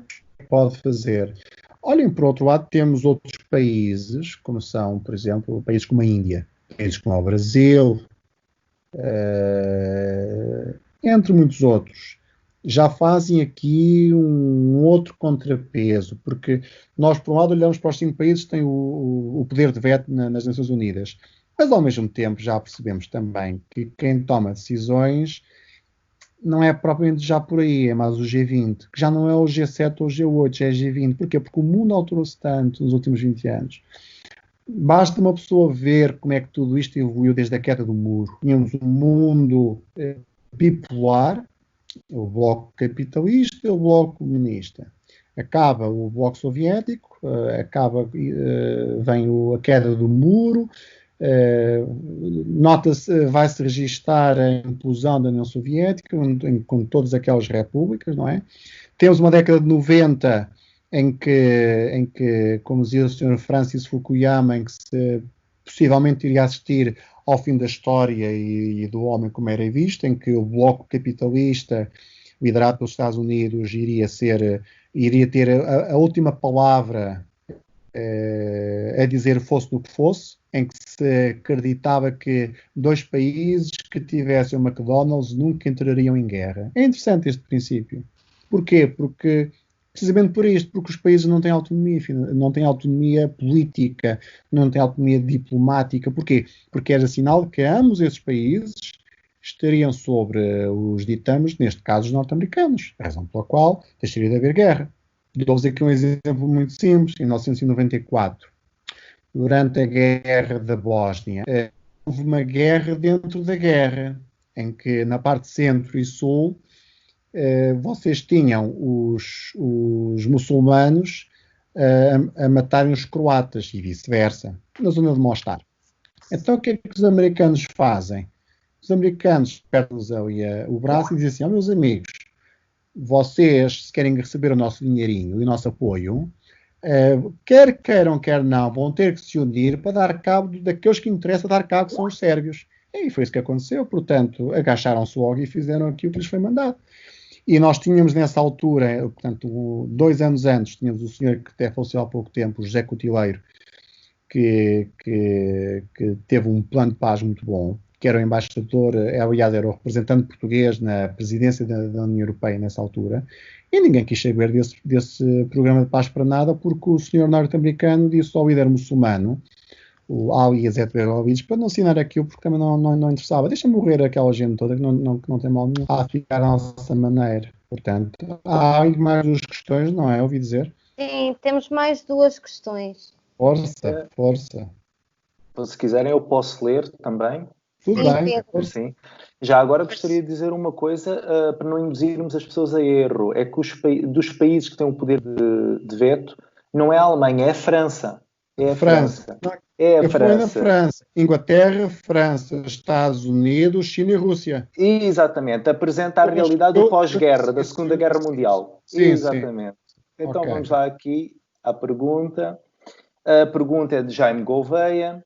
Primeiro, gostaria de saudar o entrevistado e fazer duas questões provocatórias, no bom sentido. No bom sentido. Eu gosto delas, venham. Se considera que é importante o Ocidente continuar a controlar as armas nesses países, e outra mais retórica. Como seria se esses países tivessem poder nuclear não controlado? Obrigado. Ora bem, vamos por partes então. A primeira questão era se nós devemos ou não continuar a sermos árbitros, de alguma forma, do Médio Oriente, é isso? O Ocidente. O Ocidente. Nós, Ocidente. Exatamente. Atenção, Nós, Ocidente. Até esquece. coloca entre aspas. Exatamente. Em qualquer contenda tem sempre que haver árbitros. Não houve nas guerras mundiais, pelas razões que nós sabemos. Agora, primeiro temos que perceber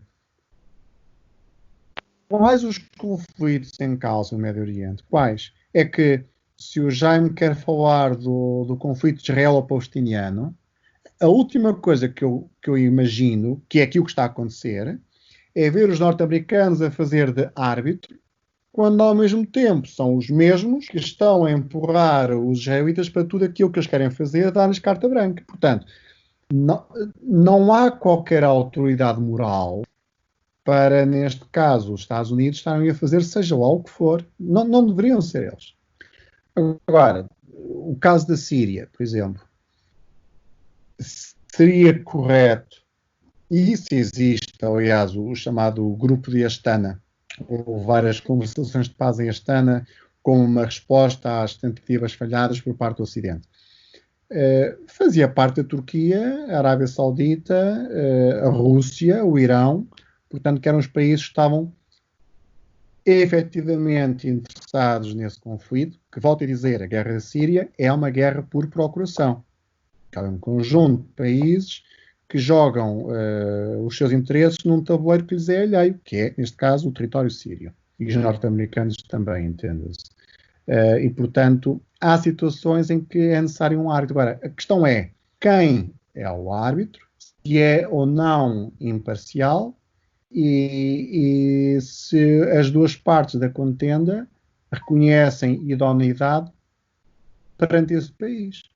Claro, convém lá pôr alguém que não esteja diretamente envolvido. Ou então, se põe alguém envolvido, que ponham toda a gente. Não pode ser só uma das partes, como é óbvio, não é? Que é para ser. Tem que haver equilíbrio, porque a própria política internacional sem equilíbrio, e já aconteceu isso, acaba mal. Como é natural, acaba mal. E ver o Médio Oriente sem algum tipo de equilíbrio é de facto muito, muito complicado, porque há ali tantas forças complicadas. Reparem, olhando para a guerra do Iémen, uma guerra que ninguém fala, ninguém quer saber daquilo para nada. A guerra do Iémen é outra guerra por procuração, em que vocês têm de um lado a Arábia Saudita e também os Emirados Árabes Unidos contra o Irão, que está a apoiar financeira e logisticamente os rebeldes Houthis, que estão, digamos, também a operar dentro do mesmo país. É óbvio que eu, para ter ali algum acordo de paz, não posso falar só com um desses países. Como é óbvio, ou falo com os dois, ou então não falo com nenhum e escolho um terceiro país. Agora, é óbvio que convém sempre haver alguma mediação, porque um conflito sem uma mediação externa, já sabe que também não tem pernas para ir muito longe. Porque se ninguém tem nada a dar em concreto, ou se ninguém tem nada a forçar ali em concreto, cada um vai continuar com aquilo que é a sua agenda. Agora, por outro lado, a questão das armas nucleares. felizmente não há armas nucleares no Médio Oriente, não é? Aliás, há um país no Médio Oriente que tem armas nucleares, que é Israel, apesar de ainda não o assumir. Se o Irão tivesse armas nucleares, não me assusta. Não me assusta porque eu conheço minimamente a política deles. Eles também não têm interesse nisso. Aliás, eu posso-vos contar uma história já agora. O maior susto que eu apanhei no Irão, eu tive para ser preso. Foi uma experiência muito interessante. Agora é giro contar isto, mas na altura pus à prova o meu controle de incontinência em muita coisa. Em 2012, volto a dizer, nos tempos da Ahmadinejad, que era o presidente do Irão, no meu terceiro dia no Irão, eu estava em Teherão, sozinho. Portanto, agora imaginem eu com uma câmara fotográfica enorme, colete tipicamente jornalista, cara ocidental, de olho azul, não é? E eu ando sempre a caminhar e gosto de meter em becos, ver o que é que há, o que é que não há. E vejo que há uma celebração qualquer, há qualquer coisa que está a acontecer. O que é que eu faço? Entro para ver o que é. Eu pego na câmara e ponho a câmara a tiracolo, como quem diz, eu não venho aqui para disparar, venho só para ver o que é que se passa, a ver se há aqui algum croquete para comer. E então vejo o que é que está ali a passar, umas fotografias de uns mártires, aqui o que os iranianos chamam um shahid. E depois, quando estou para me ir embora, percebi que não era boa ideia estar ali, então eu vou tentar retirar-me discretamente dali, e há um militar que chega ao pé de mim e que me diz assim: passaporte. E eu tinha o passaporte em casa de uma rapariga que tinha conhecido na internet e estava a viver em casa dela, no Irão. Tem tudo para correr bem.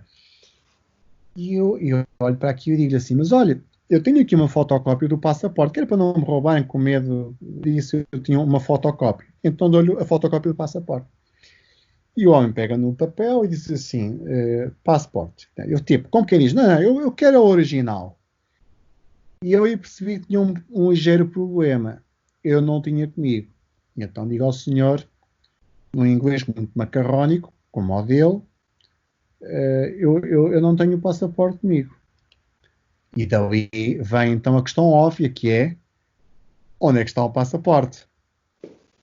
Vocês sabem aquela fração de segundo em que pensam assim: epá, eu vou ter que dizer qualquer coisa que vai ter grandes implicações. Porra, eu estou tramado. E então viram para o militar e digo-lhe assim: está no hotel. Não iria, digamos, denunciar uma amiga minha que me estava a ajudar. E então aí começa o meu calvário, as minhas 14 casinhas, até chegar à cruz, não é? Em que o senhor me diz: em que hotel? Onde é que fica esse hotel? Tenho contacto desse hotel? E eu nesse momento comecei a sentir umas coisas estranhas no corpo, que os tremores nos dão e que podem atingir o intestino ou a bexiga. E eu só me lembrava de uma pessoa que naquele momento invejei imenso, que era o Frodo do Senhor dos Anéis.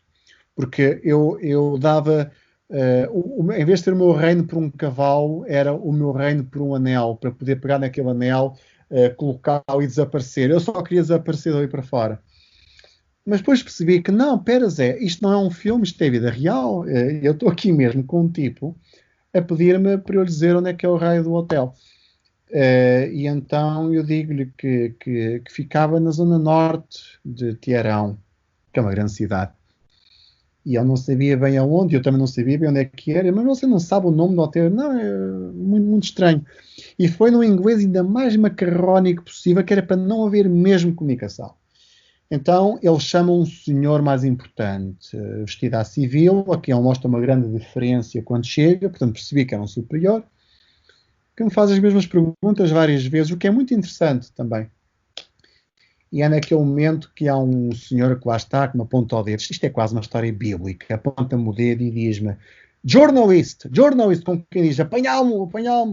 e eu olho para ele e digo assim, não, Tourist, como quem diz, eu sou só um estúpido turista que anda para aqui e nada mais. Um pequeno pormenor, eu tinha esta carteira que aqui está, não sei se conseguem ver, e então este é o interior da minha carteira, e eu tinha, o que aqui está, eu tinha lá comigo, e há aqui um pequeno pormenor que eu adoro, que vou-vos mostrar, que é o cartão que está aqui. Reparem neste pequeno pormenor, que diz a palavra press, que não sei se seria propriamente abonatório ao meu favor naquele momento, nomeadamente se eles descobrissem que eu estava em casa de uma rapariga que era toda contra o regime, e eu, jornalista ocidental, naquele país tramado que era o Irão, e eu a explicar-lhe que estava na Zona Norte, e depois ele chama outra pessoa ainda mais importante. Então lá vem o senhor, as mesmas perguntas, não é? E eu ia, tipo um daqueles senhores que é esmigalhado pelo Darth Vader, estão a ver assim, a sentir o pescoço assim a perder fogo, e eu ia tentar explicar onde é que era, então dei o nome de uma rua. Pronto, quebrei, dei o nome de uma rua, que era a Avenida Val Yasser. E o senhor tipo assim, que bom, então em que zona é que é? Em que rua é que é? E eu olho para ele assim, é Val Yasser, que é uma avenida de 12 km. Portanto, dá para disfarçar um bocado. E então diz assim, mas olha, é o hotel não sei o quê. E eu assim, não, acho que não é esse. Então é o hotel não sei o quê. Não, também não me parece, porque se eu dissesse, é óbvio que aquela gente fazia logo uma chamada e eu não tinha lá o registro nenhum, não é? O que é que me salvou? Foi a mulher dele. A mulher do homem chega com o filho ao colo. E eu, naquela versão muito tuga, muito mediterrânica, que nós temos tanto jeito, digo-lhe assim, que bebê tão bonito, já viram, tem mesmo os olhos do amigo do pai, não, estou a brincar, é mesmo muito bonito e tal, e isto e aquilo. Entretanto, confiscaram-me o cartão de cidadão, que foi quando eu tive que abrir a carteira, e a fotocópia do passaporte, então perceberam que eu era só mesmo um estúpido turista. E a dada altura o senhor percebeu que era só um pateta qualquer e até me convidou para jantar. E eu, como nada me passava aqui, nem ar, eu só queria sair dali para fora. Eu saí dali para fora, eu não tive coragem de olhar para trás. Só de noite é que eu me meti num táxi, que pedi para não me deixar à porta de casa, deixou-me perto. Eu vou a caminhar no quarteirão onde vivia a minha amiga, eu dou a volta ao prédio anterior e fico parado à espera, com o coração a bater, a pensar, só para me certificar que ninguém me estava a seguir. Isto é real, sério. E só depois é que eu entro em casa dela. E agora vem a grande questão, que é, o que é que se estava a passar naquela cerimónia? Que era só para chegar aqui. Então, aquilo era a celebração do primeiro aniversário do assassinato pela Mossad do 5º cientista do programa nuclear iraniano. Ou seja, e no meio daquilo aparece um pateta de um ocidental, tipo, olá a todos, sou eu. Daí que não fosse estranhar a cara que eles fizeram e querer saber quem é que eu era e o que é que eu estava ali a fazer. Portanto, tudo isto aqui é para dizer que há muitos países que eu espero que nunca tenham propriamente um armamento atómico. Países, nomeadamente Estados fracos. Eu não posso comparar o Irão a um Iraque.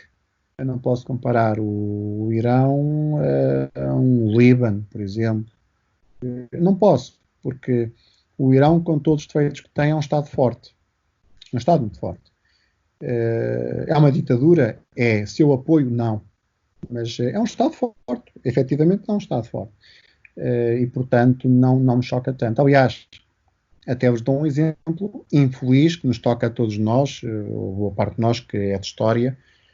Basta nós nos recordarmos do que é que aconteceu ao Museu da Mesopotâmia, no Iraque, quando os americanos invadiram aquilo. 100 mil objetos de valor incalculável desapareceram.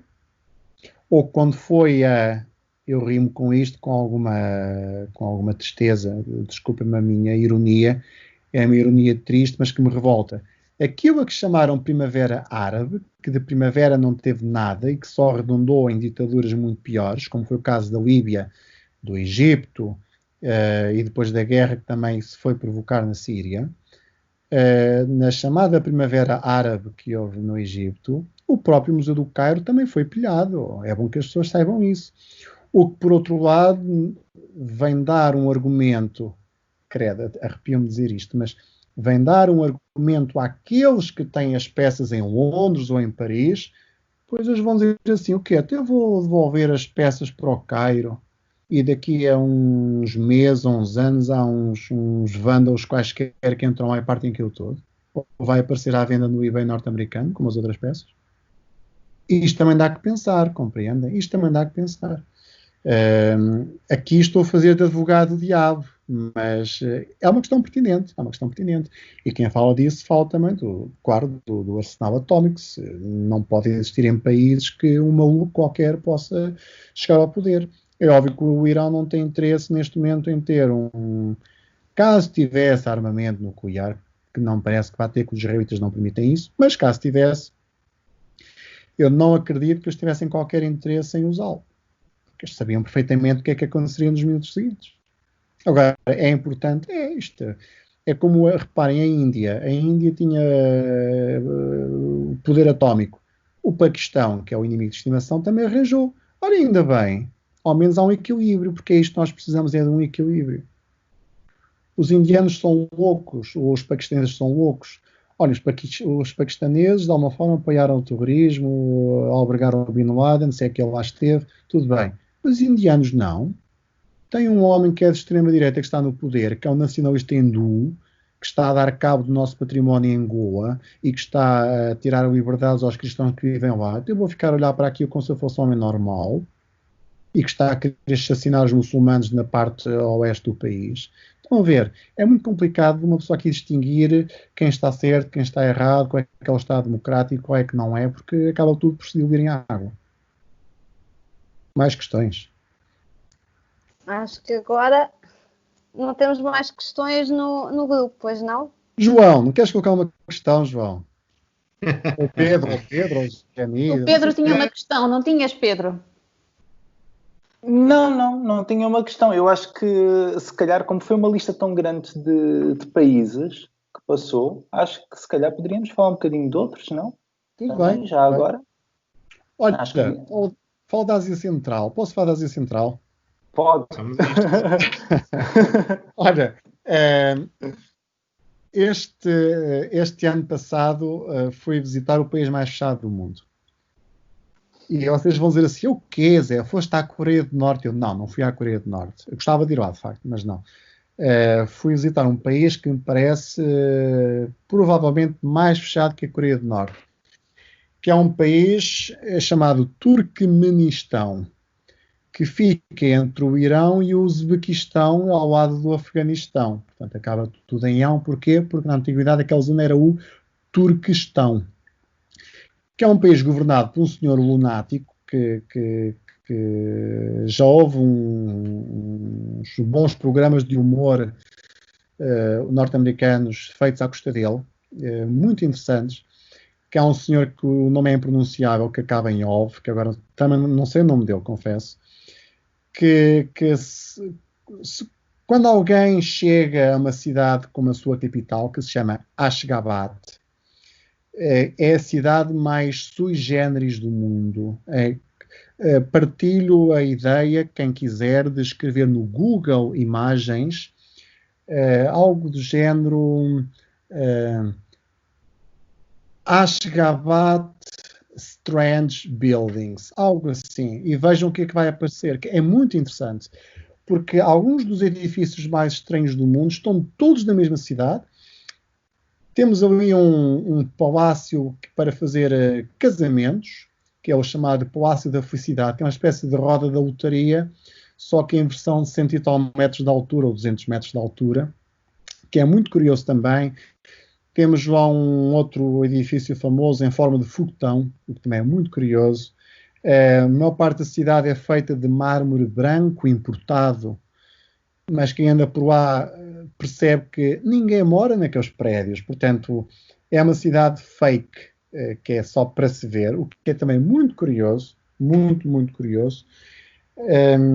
Isso também é muita semelhança da Coreia do Norte, que eles também têm umas cidades fakes ali com fronteira com a Coreia do Sul, para dar a sensação de que Mas esta é capital, percebes, João? Que é Exato. a cidade que se faz para mostrar a grandeza de um país que vive à custa do gás.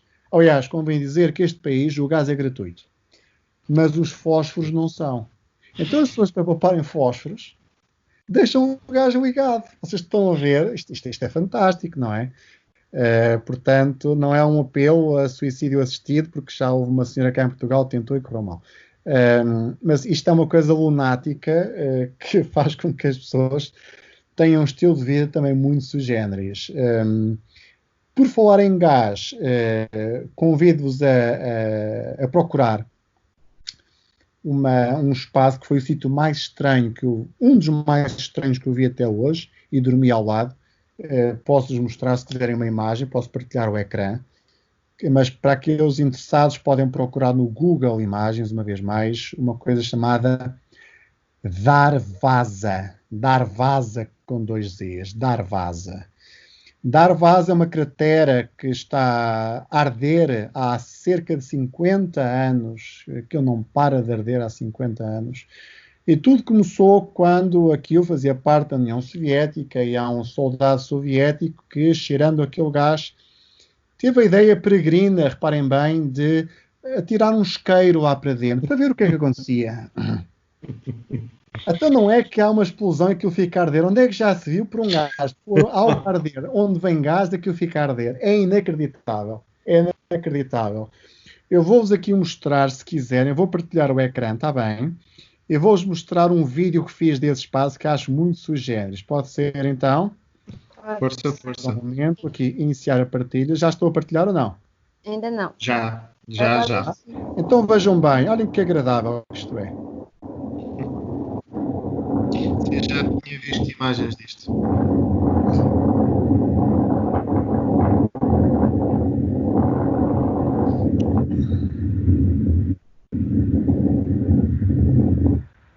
Portanto, imaginem um mega churrasco que se podia aqui fazer, não é? Que seria de facto muito sui generis. Posso-vos dizer que a ir para lá não foi nada fácil e vou-vos mostrar aqui um pequeno vídeo já agora, já que estou aqui a parvalhar um bocado, vejam este grande momento de televisão. Vou eu, então, à poliazinha do carro de Mongol ali na parte de trás, em que foi isto que consegui arranjar. Portanto, como podem ver, é muito high-tech, uma porta aberta, e eu aqui todo torto, na mão do carro, mas a paisagem vale a pena, como podem reparar.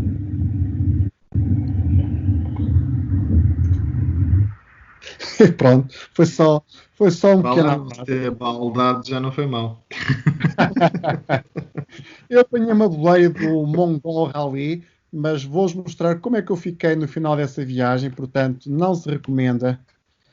Eu, na altura, escrevi um texto em que tive que confessar que snifei mais pó aqui que o Maradona em toda a vida. Não é uma coisa que se aconselhe propriamente a fazer. Eu dormi aqui ao lado, como posso mostrar aqui assim. Estão a ver? Aqui, o que vocês veem aqui é um drone que está a levantar voo e que assim é a cratera à noite. Eu dormi na parte de trás daqui de um dos carros que anda para aqui, que agora nem sequer consigo ver. Mas depois, ao início do dia, temos esta paisagem que é de facto uma coisa fantástica. E só por aí já acaba por se justificar uma incursão neste meio do nada, neste literalmente meio do nada que é o Turcomenistão. Além disto, olhem, posso-vos dizer que aqui está uma pequena imagem dos típicos turcomenos.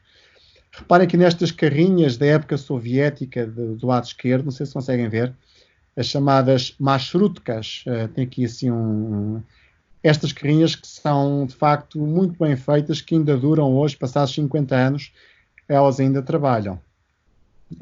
E além disto temos também aqui, portanto, isto é os pés de quem viaja por aqui com 50 graus de temperatura, portanto não é aconselhável, não é? No entanto, gosto dos rostos que encontrei por cá, como é o caso desta menina que aqui está, numa cidade chamada Merv, que é património da humanidade, que é uma das grandes cidades da Rota da Seda. Reparem no pormenor destas miúdas que aqui estão, não é? Porque os vestidos de seda que elas têm, e como vocês ainda hoje em dia podem ver que a Rota da Seda acaba por ter aqui, acaba por se fazer sentir de uma forma tão óbvia naquilo que são os costumes deste povo. São peças muito bonitas que se adaptam também a um corpo que nesta altura tem de sobreviver a temperaturas tão fortes como é o caso daquilo que se vive aqui no Turcomenistão. Pronto, depois disso fui então para o Uzbequistão, e o Uzbequistão já é um país muito diferente, porque se abriu ao turismo nos últimos 3 anos, sensivelmente. Eu, quando fui lá em 2015, era uma ditadura em que não queriam que entrasse lá gente fora. Eu posso dizer que paguei 80 euros pelo visto, mais 70 euros por uma coisa que era chamada Letter of Invitation, que era um papel de uma agência de turismo a dizer que eu ia fazer um percurso turístico com eles, e nem nunca os conheci, mas o papel era obrigatório para poder entrar. Ou seja, para eu poder entrar no país tive de pagar cerca de 150 euros. Nos dias que correm, portanto, há 2 anos atrás, o ditador morreu, e agora o novo ditador é menos mau que o anterior ditador. Então, ele percebe perfeitamente as mais-valias do turismo, que no fundo é aquilo que também fez Portugal recuperar da crise de 2008, e agora o visto para o Uzbequistão é gratuito. Portanto, foi uma surpresa muito agradável para mim voltar a entrar neste país no ano passado e perceber que abrem-me as portas com a maior simpatia. E ao mesmo tempo perceber como o país está a mudar imenso. Reparem bem como é que o turismo acaba por ser um fator tão importante de desenvolvimento de um país, não só no que toca às suas infraestruturas, mas também o que é a entrada de muitos estrangeiros acaba por alterar na mentalidade destas pessoas. Isso nota-se muito. Eu estava lá, aquilo parecia Lisboa ou o Porto, cada um a fazer o seu hostel ou a sua casa de Airbnb, a ver se ganhava alguns trocos com aquilo. Portanto, fiquei muito satisfeito por ver que o turismo é uma ajuda para eles, mas ao mesmo tempo agora também fico preocupado por supor que aquela gente agora estará a viver mal, porque investiram tudo na galinha dos ovos de ouro, que era o turismo, e neste momento, como vocês sabem, o turismo está parado neste país. Aliás, eu era para ir ao Uzbequistão em abril deste ano, em trabalho, portanto, como líder de viagem, de fotoadrenalina, e não fui porque, claro, porque ninguém queria arriscar ir para um país destes. E é natural que assim fosse. Espero que para o ano isso já seja possível, não é? Mas reparem bem como mesmo na Ásia Central, países como o Uzbequistão, como o Quirguistão, que estão agora a tentar desenvolver-se um pouco o turismo, ou mesmo o Tajiquistão também. Porque o Tajiquistão, até vos vou mostrar, tem uma paisagem fantástica, que é uma das mais famosas e emblemáticas autoestradas que há no mundo. Atenção, autoestrada quase sem alcatrão, entenda-se, que é a chamada Pamir Highway, que é uma das autoestradas mais altas do mundo. É essa e a do Karakoram, que é a mais alta do mundo, passa até nos Himalaias.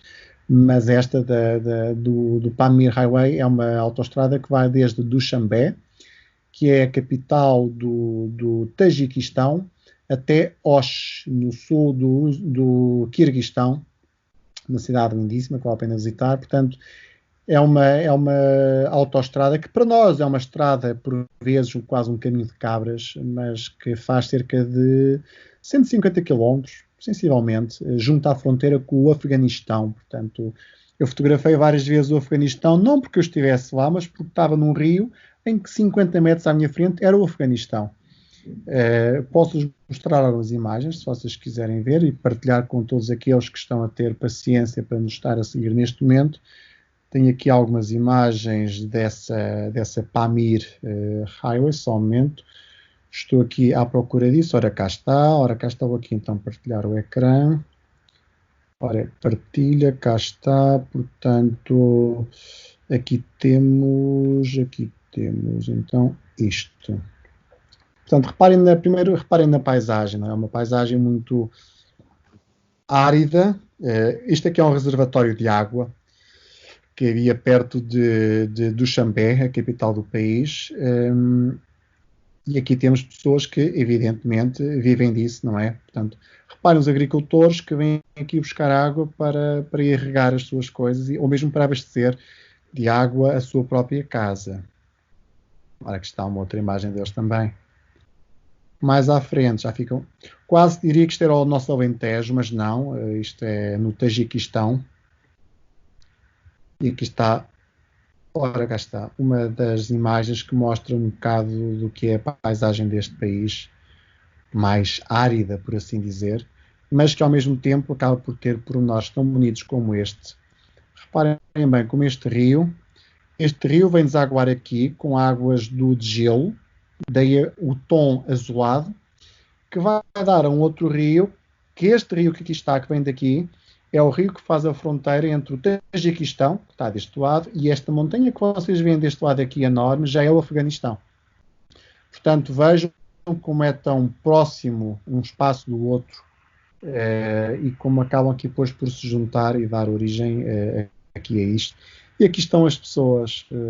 O povo tajique é um povo muito interessante, muito acolhedor, muito hospitaleiro também.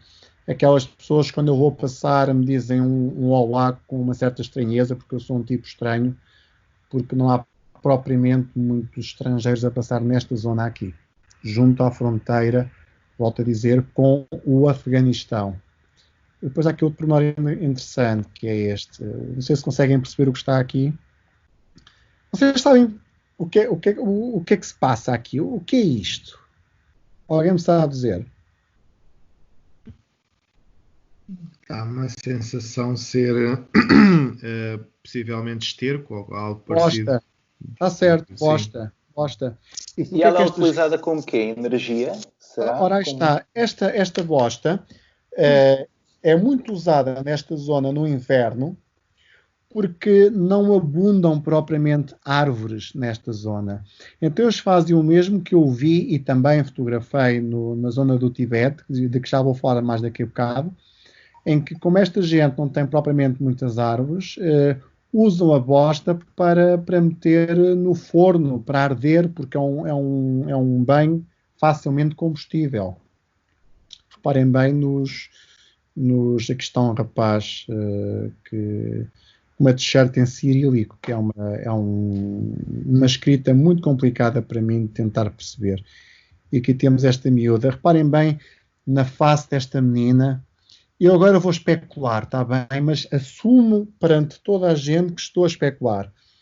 Eu quando vi esta miúda no Tajiquistão, pensei para comigo próprio. Esta face, este cabelo tão ondulado, aquele olho claro, quase que me faz acreditar que há por aqui sangue dos senhores soldados de Alexandre Magno que andaram por aqui há já 1700 anos atrás. Aliás, há 2300 anos atrás. E, aliás, ainda hoje no Afeganistão, em algumas partes da China, já houve vários testes genéticos que fizeram e, de facto, é interessante perceber como ainda há descendência dos senhores que lá estiveram da herança helenística. Aqui temos mais uma pequena fronteira dentro do país, do Tajiquistão. E aqui temos um prato. Ora, isto é o que eu andei a comer durante 2 semanas. Como eu não gosto propriamente de carne de cordeiro ou de vaca, comia só as batatas. Portanto, são batatas guisadas com tomate, pepino e chá preto. Portanto, é isto que se come por aqui para quem é mais esquisito.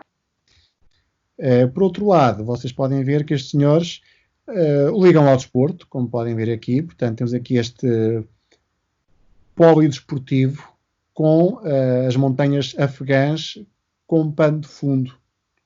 E além disto, temos aqui outro senhor agricultor também junto ao Afeganistão, e aqui estou eu junto à ponte que faz a fronteira com o Afeganistão. Mal dá para repararmos, ali está a bandeira do Afeganistão. Isto aqui é se não me engano, em Iscachim. Se vocês repararem numa coisa, eu vou-vos contar uma história, para não ser só coisas chatas. Olhem para esta t-shirt. Eu vou-vos mostrar esta t-shirt. Vocês conhecem uma pessoa que está nesta t-shirt. Ora, vejam lá. O Marcelo. O Marcelo, precisamente. O que é que está aqui o Marcelo a fazer?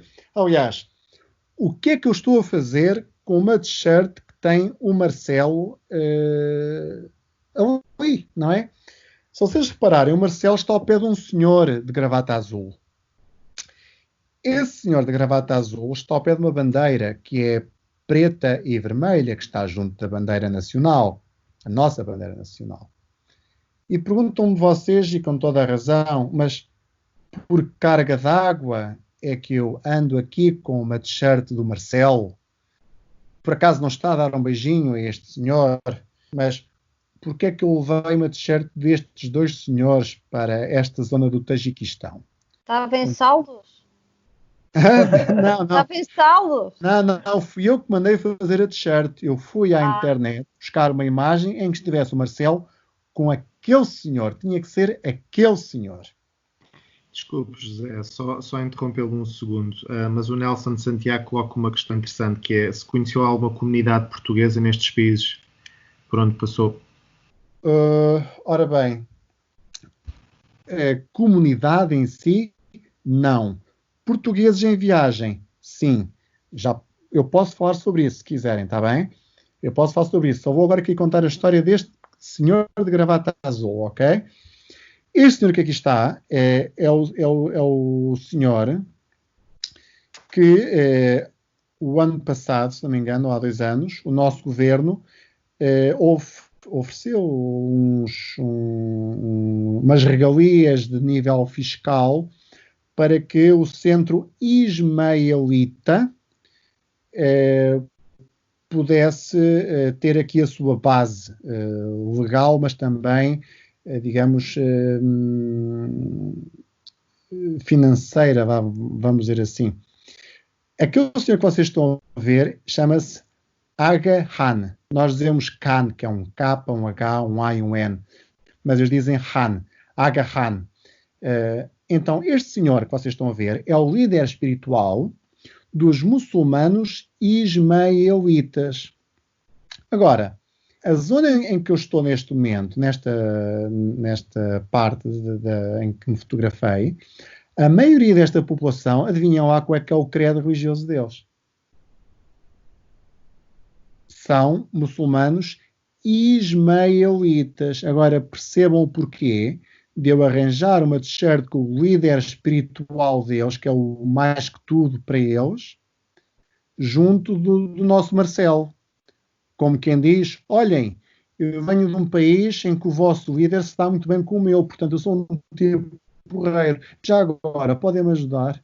Pronto, é um bocado isto. E foi curioso, era a dona de um hostel onde eu fiquei, que queria ficar com a t-shirt, porque era o Agahan.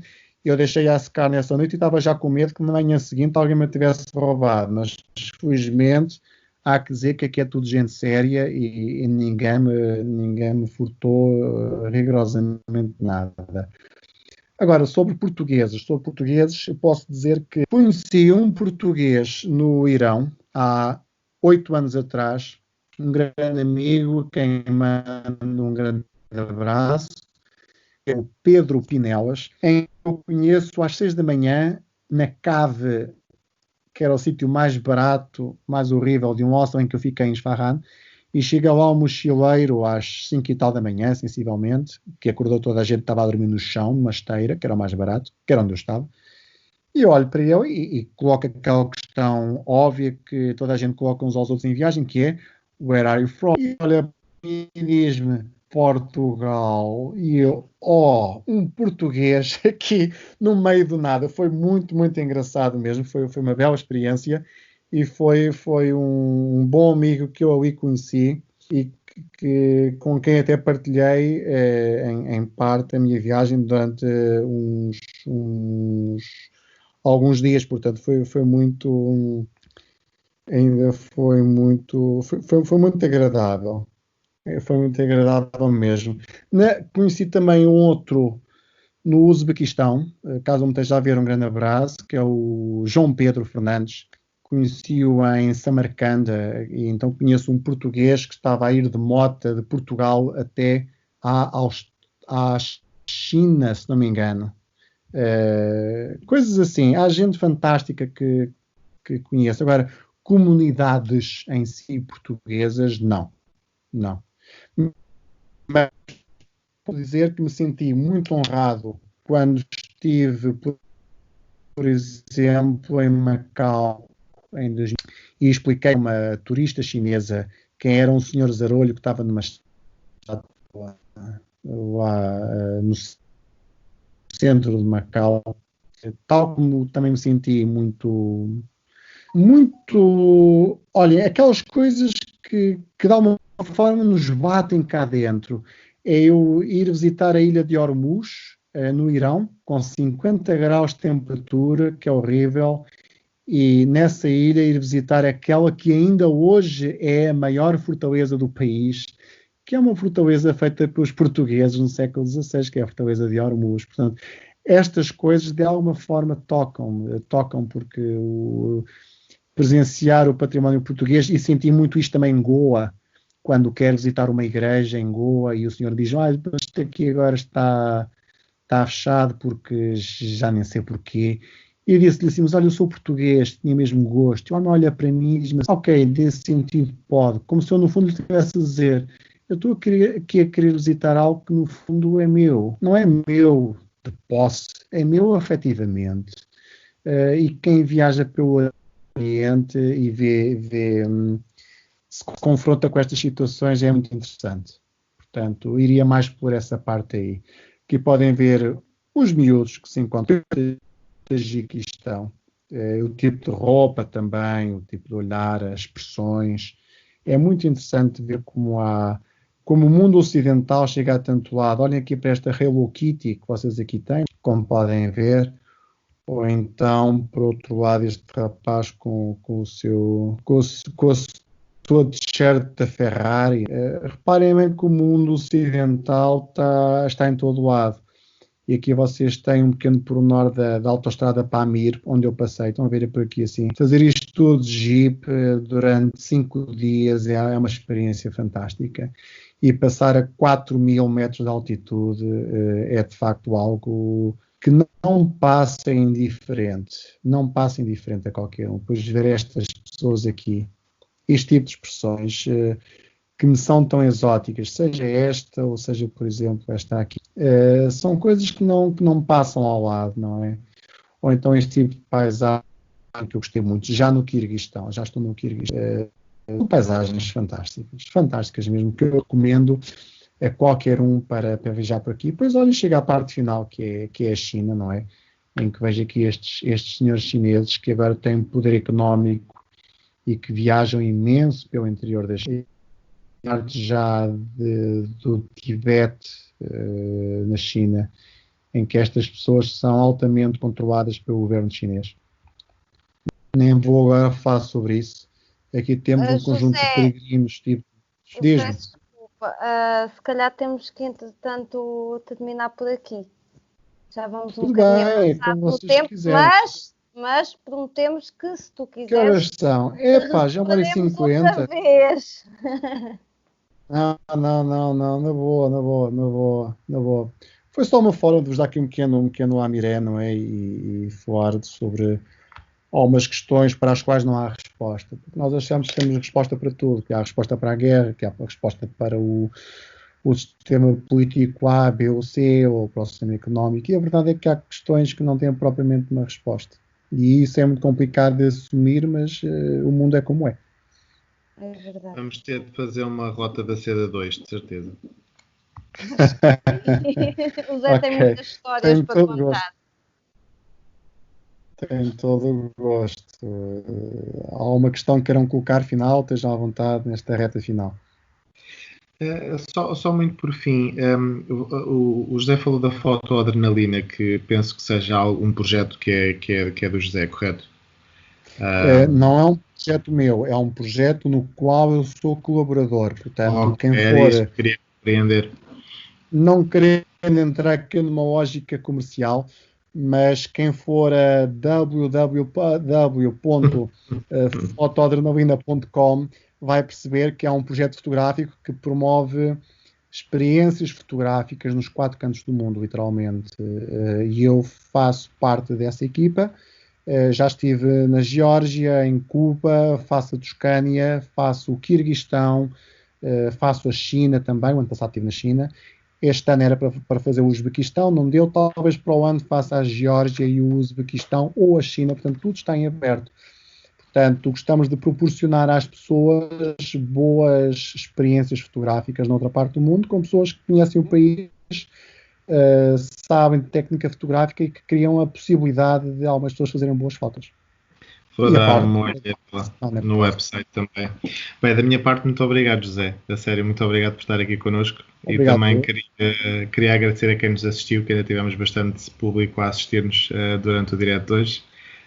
E quero agradecer a todos os meus colegas, claro. Eu é que agradeço a toda esta gente.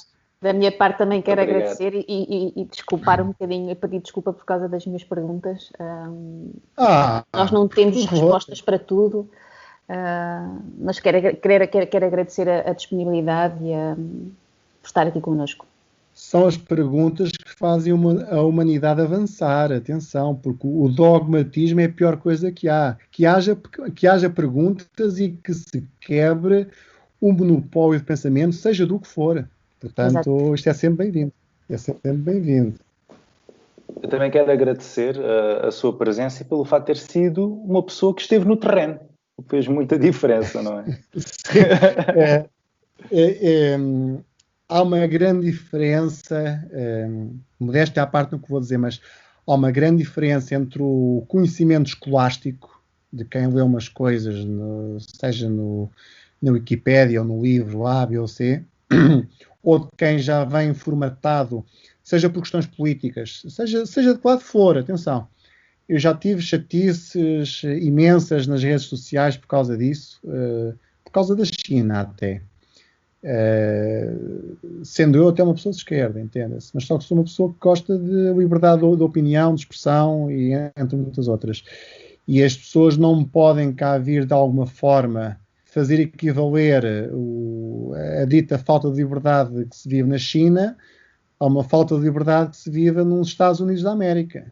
Portanto, é preciso ter muito cuidado com tudo o que se mete nos pratos, que não sendo eu um adepto propriamente do outro lado do Atlântico, olho para o outro lado também e penso assim, bom, entre ser fuzilado da maneira A ou ser fuzilado da maneira B, eu prefiro a maneira B. Portanto, há coisas complicadas de responder, acreditem. Há coisas muito complicadas e tudo o que toca àquilo que nós tomamos como certo, como aquilo que é justo. A democracia, por exemplo, não é? A democracia connosco funciona de alguma maneira com todos os atropelos que nós sabemos, mas é horrível dizer que nem sempre é possível exportar isso para outros países à nossa imagem e semelhança. É preciso ter muito cuidado, porque o mundo é muito mais complexo do que nós possamos imaginar. É uma pena, mas é assim. É assim. É a realidade. Sim. Gostava que não fosse. Eu gostava que não fosse, mas é assim. Bem, eu também queria agradecer ao José por ter perdido um bocadinho do tempo dele. Mas eu não agora perdi que tem mais tempo, que não tem viagens, agora vai descansar um bocadinho. É uma miséria, Olha, muito bom e muito obrigada por teres aceitado. Muito obrigada. Está bem, está certo. Pronto. Obrigado a todos. Obrigada a todos. Sim. Obrigada. Tchau, então. Tchau, então. Tchau. Adeus.